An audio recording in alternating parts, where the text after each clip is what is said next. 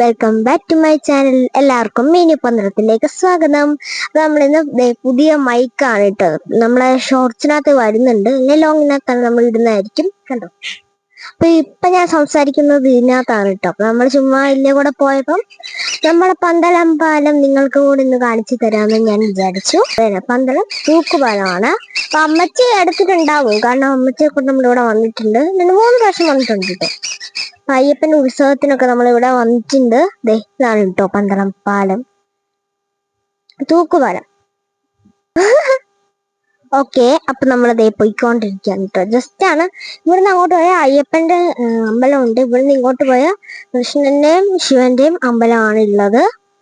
അങ്ങോട്ട് പോകുമ്പോൾ നമ്മളെ റോഡ് നമ്മളുടെ കൂടെയാണ് വന്നത് കേട്ടോ. നമ്മളെ ഇല്ലേ കൂടെ നേരിട്ട് അങ്ങ് കയറാൻ പറ്റത്തില്ല. നമ്മളത് അയ്യപ്പന്റെ ഇല്ലേ കൂടെ വന്നിട്ട് അവിടുന്ന് തിരിഞ്ഞ് ഇവിടം വരെ വന്ന് ബൈക്ക് അവിടെ നിർത്തിയിട്ട് നമ്മൾ ഇതിലാണ് ഇപ്പൊ വന്നേക്കുന്നത്. നല്ല ഇച്ചിരി കൂടിയിട്ടുണ്ട്, കാരണം മഴയൊക്കെ ആയിരുന്നുകൊണ്ട് ഇച്ചിരി കൂടി. അപ്പൊ നമ്മളെ പണ്ട് രാജഭരണകാലത്ത് പണി കഴിപ്പിച്ച അമ്പലമാണത്. കൃഷ്ണന്റെയും ശിവന്റെ ആണ് അവിടെ പ്രതിഷ്ഠയുള്ളത്. അപ്പം ഇവിടെ അയ്യപ്പനും ഉണ്ട് ഇതിന്റെ അപ്പുറത്ത്. അത് നമ്മുടെ വീഡിയോക്കകത്ത് പണ്ടത്തെ വീഡിയോക്കകത്തുണ്ടെന്ന് തോന്നുന്നു.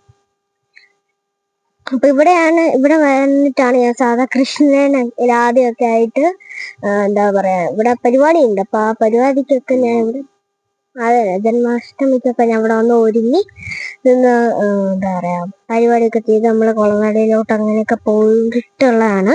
കുഞ്ഞിലോട്ട് ഞാൻ വരാറുണ്ട്.